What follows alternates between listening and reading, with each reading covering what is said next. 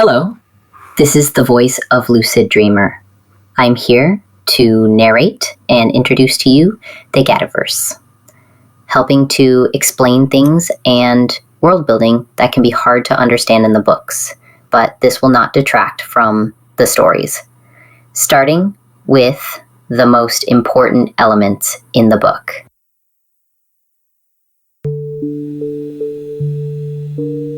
Elma, the largest corporate empire in the world, stands for Enclose, Lockdown, Monitor, Assess. It was founded in 1947, shortly after World War II, by a group of extremely wealthy scientists based in the Northwest region of the United States. At the time, it was a science corporation focused on robotics, surveillance, pharmaceuticals, and security technologies. Over the decades, Elma expanded aggressively, becoming the most powerful corporate entity in the world. It now maintains a presence on every major continent. The most publicly known facilities include Elma North America, Elma South America, Elma Europe, Elma Africa, and Elma Asia. Each of these branches operates its own internal scientific divisions and keeps its research under strict lockdown. Information isn't shared between branches unless there's a direct strategic reason, usually something they're already preparing to make public. Despite its size, Elma maintains a strict top-down chain of command across all locations. Policies, structure, and internal culture are highly uniform. Regardless of role or rank, everyone working for Elma is well compensated. Poverty doesn't exist within the organization, and their benefits are considered excellent. In the main universe we follow, Universe 6, Elma is also known for progressive hiring practices, making a point of drawing from a broad range of backgrounds and specializations. Elma operates as a private company in the main universe. However, that changes depending on the universe. In some, they work closely with government agencies. In others, they've effectively become the government. There are even ruined or unreachable universes where Elma doesn't exist at all, or where there's no clear record of whether it ever did. The public knows Elma as a leader in global safety and scientific discovery. They're open about the existence of anomalies and have been for some time. What they don't always disclose are the details, specific behaviors, risks, or consequences related to certain phenomena. That information is released selectively and only when it aligns with their broader goals. Internally, Elma is a massive organization with no single unified agenda. There are competing priorities across departments and personnel. Some researchers believe they're protecting the world. Others are more focused on control, expansion, or experimentation. It's not a single entity with one goal. The reality is more fractured. The people working at Elma don't all agree on what the organization should be, but most of them believe they're doing the right thing. As of the first book, Elma is already actively containing and researching anomalies across multiple global sites. They don't wait for anomalies to surface. They search for them, isolate them, and study them, whether they're dangerous or not. Anything anomalous is considered worth investigating, even if it seems benign. By the end of the book, Elma begins to make contact across multiple universes, establishing the first signs of cross-reality collaboration. It's still unknown whether Elma originated in a single universe or emerged independently across many. That uncertainty runs deep in the Gativerse.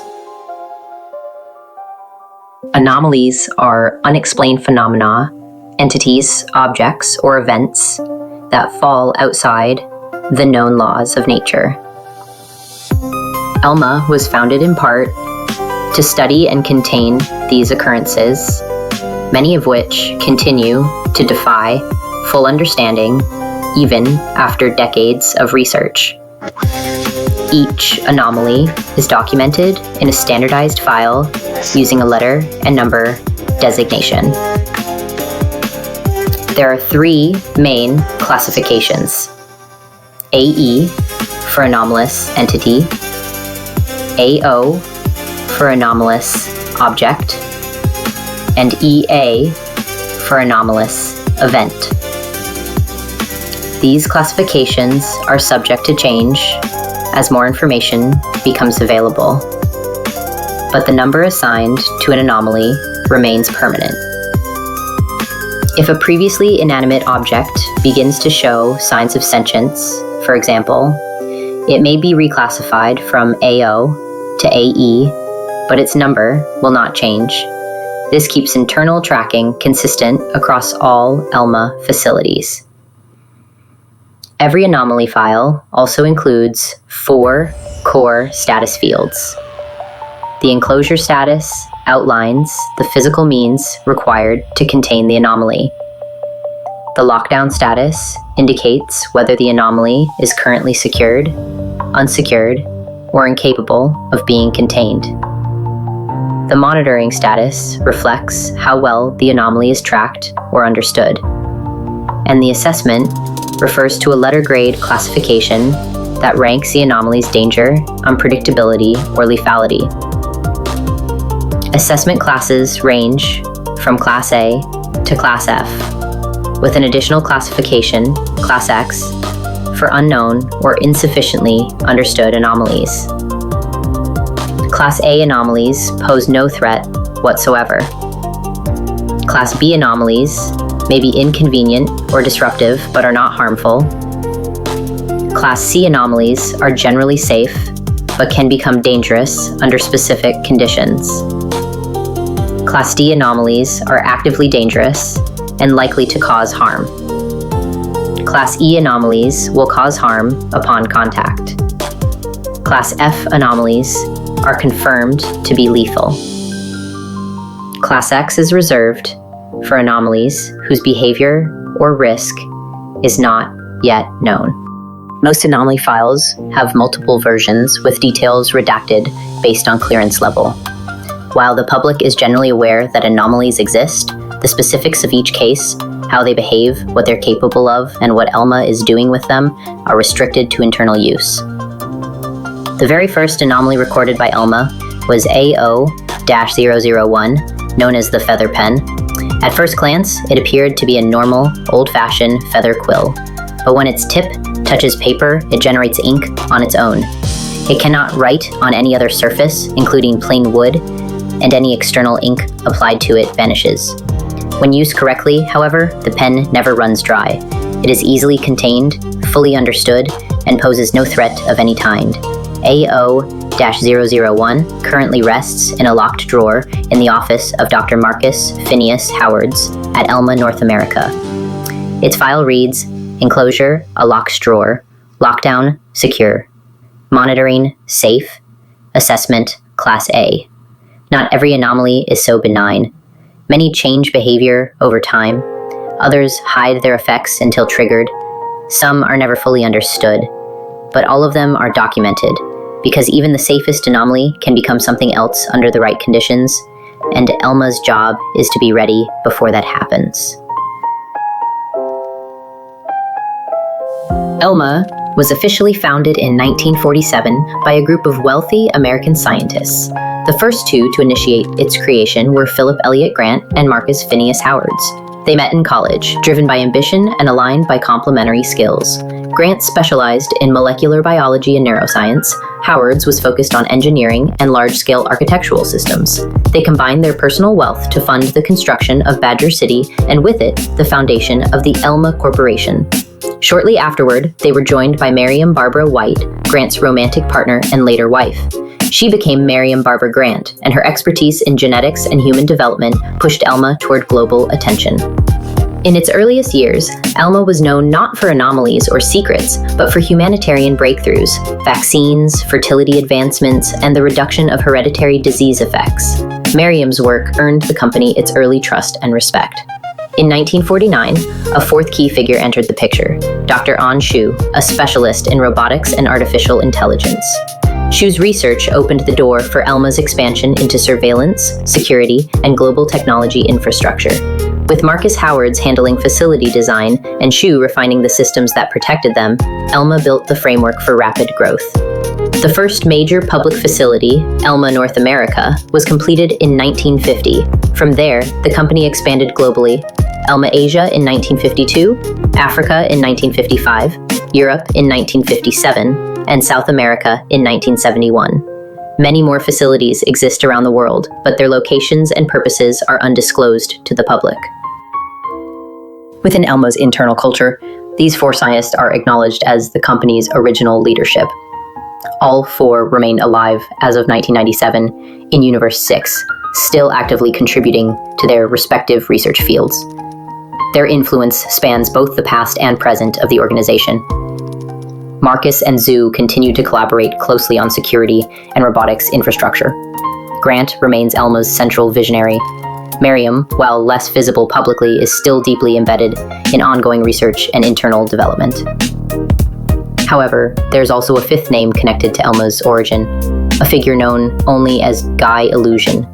Little is known about them, including whether the name is real or symbolic. Some insiders believe Guy Illusion is a fabrication, a placeholder for hidden investors. Others suspect he, or they, is the silent architect behind Elma's financial structure. What's known for certain is that only the original four founders know Guy Illusion's true identity, and they've never disclosed it. Together, these five individuals form the foundation of Elma. Not all are public figures, not all share the same vision, but they shaped the most powerful scientific institution in the world, and they are still shaping it, even as Elma reaches beyond a single reality. Elma's military was officially established in 1953, shortly after the completion of Elma North America. It was introduced in direct response to the growing number of dangerous anomalies appearing around the world. Phenomena Elma not only wanted to contain, but to study. This force is not the same as Elma's security division. The military is a specialized branch, a privately owned, armed force under Elma's full control. In the main universe, it's relatively small, but highly structured and elite. It exists to provide aid to civilians and Elma personnel, investigate and contain anomalies, neutralize serious threats, and eliminate Elma's enemies when necessary. In extreme cases, they act as both police and defensive response. Each major Elma facility houses its own military division, structured into teams of 5. Missions vary by severity, and teams are assigned accordingly. Some units operate independently, while others work directly alongside researchers or scientists, depending on the nature of the mission. Elma's military is composed of 3 main divisions: the ground force, the air division, known as Echo Force, and the elite team known as Cross, which will be covered separately. Recruitment into the military starts young. Children between the ages of 10 and 14 can enroll in Elma military camps with parental consent. These camps are voluntary, but come with significant family benefits: free housing, full medical care, and access to advanced education. Children are grouped by age and begin early training tailored to the division they choose: Ground Force or Echo Force. Not all military members come from these camps, but most do. Those who don't pursue a combat path still graduate with formal diplomas and return to civilian life with ease. Recruits usually graduate into active military service around age 19, though training continues long after. Some prodigies have advanced into full positions much earlier. All soldiers undergo intense preparation. Proficiency is expected in hand-to-hand combat, firearms safety, first aid, and basic technical skills like hacking and field repairs. They're not just soldiers. They're expected to be adaptable investigators and support personnel in unknown environments. Elma Protocol requires all mission-critical information to be disclosed to the team before deployment. But in many cases, it's the soldiers who are sent in first to figure out what's happening. Once accepted, members of Elma's military receive permanent housing, full meal coverage, and medical care that extends to their immediate families. Retirement includes these same benefits. Soldiers also receive family leave and other quality of life protections that rival or surpass most governments. Elma has some of the most comprehensive benefits in the world. which is one reason they attract so many volunteers, even with the darker rumors that surround their research practices. CROSS stands for Central Response Operations and Safety Services. They are ELMA's elite team, more skilled than any other unit in the military. But their role isn't just about firepower. CROSS is used for missions that demand absolute precision, high-level anomaly containment, disaster response, civil aid, and last resort intervention when other teams fail. CROSS teams are deployed when the stakes are highest and when a normal response isn't enough. The team was founded in 1954, following an unexplained anomalous event beneath Dr. Marcus Phineas Howard's mountain estate near Badger City. The incident was severe enough to warrant the creation of an entirely new class of military response. All members of CROSS are hand-selected from ELMA's military by the organization's central command. To date, every known member has come through the ELMA youth camps, though there's no written policy preventing others from earning a place. ELMA is open to hiring from any background if a candidate can survive the testing. Unlike other elite units in fiction, CROSS members are not enhanced. They are not cybernetic or genetically modified. As far as anyone, CROSS members included, knows, they are entirely human. What sets them apart is skill, discipline, and access.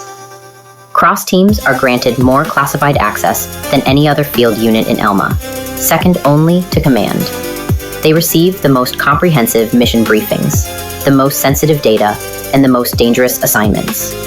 But in practice, there's still a standard 5-person team, permanent unless a member retires, dies, or is removed. CROSS teams don't sit behind glass or pose for cameras. They are field operators. They work directly with civilians, communities, and other military units. Their job is to contain chaos, restore order, and return with answers. Splitting up is rare, but done when the situation demands it. Despite their operational seriousness, CROSS is also ELMA's public face. Within the organization, they're respected across all divisions. Most military personnel view them as ideal colleagues, skilled, experienced, and proven. Outside of ELMA, the public perception is mixed. Some see CROSS as genuine protectors. Others view them as propaganda, ELMA's attempt to appear heroic. Either way, they are the most recognizable part of ELMA's armed structure. CROSS is not just a name. It's a symbol of the highest standard ELMA demands. And when a CROSS team is deployed, it usually means everything else has failed. Gates are one of the most mysterious anomalies ELMA has ever encountered. They appear without warning, emerging in fixed locations across the world, with no clear origin and no consistent form. Some gates resemble physical structures, others take on more abstract shapes, but what unites them is their function. Each one leads to a specific alternate reality. These are not metaphors or hallucinations. They are real, physical passages between universes, what ELMA refers to as the Gativerse. Each gate is marked by a number that corresponds to the universe it leads to. For example, Gate 6 always leads to Universe 6. That number appears physically on the gate itself, both on the gate a traveler enters and on the version of the gate they exit from in the destination universe. When someone walks through a gate, the gate they emerge from displays the number of the universe they came from. This allows anyone observing that gate to identify the traveler's origin. Every numbered gate exists across the entire Gativerse. Gate 6 appears in Universe 1, Universe 3, Universe 5, every version, and it always leads to the same location inside Universe 6. The gates are one way. If you pass through, there is no direct way back. You'll have to find another gate that leads home, and that may require traveling through multiple realities to get there. Whether or not a gate can be moved depends on the gate. Some are anchored, some aren't, but all of them can be turned off and on by ELMA once secured, assuming they haven't been damaged or destroyed. Crossing between universes usually involves a moment of transition. What that shift feels like depends on the gate. Some are seamless, others cause physical disorientation or perceptual distortion. But so far, there are no known biological effects associated with gate travel beyond the transfer itself. The number of known universes is limited by the number of discovered gates. As of the present, the highest numbered gate is gate 666. Universes above 100 are generally considered unstable or inaccessible. The total number of universes is finite, but the timelines inside each universe may not be. In other words, infinite branches, finite roots. Only Elma is aware of the gates. As of now, the phenomenon is entirely classified. Public knowledge is limited to surface-level anomaly reports. Even within Elma, gate-related data is restricted to upper-tier research and military personnel. Each gate is studied as an individual anomaly, but Elma is also working to understand the larger system behind them. The gates may resemble multiverse or string theory on the surface, but their structure suggests something more deliberate, more designed. Their purpose, their origin, and their limitations remain unclear. But one thing is certain: they weren't made by man, as far as we know. The insurgents are an unofficial, decentralized network of individuals who oppose Elma. They are not one group, and they are not unified by a single leader or doctrine. Instead, they consist of loosely connected cells and individuals with differing methods and goals, but all broadly aligned in their desire to dismantle Elma and end its control over anomalies. The first confirmed contact between Elma and an insurgent occurred shortly before the events of the first book. Until that moment, the organization's existence was unknown to Elma. The group's membership is varied. It includes former Elma employees, whistleblowers, civilian conspiracy theorists, independent researchers, journalists, and individuals who have lost trust in Elma's operations. Some members have personal histories with anomalies, others act on ideological grounds. There is no single reason why someone becomes an insurgent. Their goals range from total corporate collapse to public transparency. Some cells aim to release anomalies from containment. Others believe anomaly control should be transferred to the public domain, free of secrecy or centralized power. Still others want to expose internal research they consider unethical. While motivations differ, all insurgents reject Elma's authority as a global anomaly regulator. Despite Elma's extensive surveillance capabilities, the insurgents remain difficult to track. Each cell operates independently, often using privately designed communication tools that are disconnected from commercial and governmental networks. These systems are low-tech by Elma's standards, but effective. Some members possess inside knowledge or retained access to classified Elma systems, giving them limited ability to intercept data, leak files, or sabotage operations. These capabilities vary widely by individual and are not uniformly distributed across the group. As of the events leading into the first book, the insurgents have not executed any large-scale attacks or operations against Elma. Their full size, structure, and reach remain unknown. Internally, Elma has only just begun to acknowledge their existence.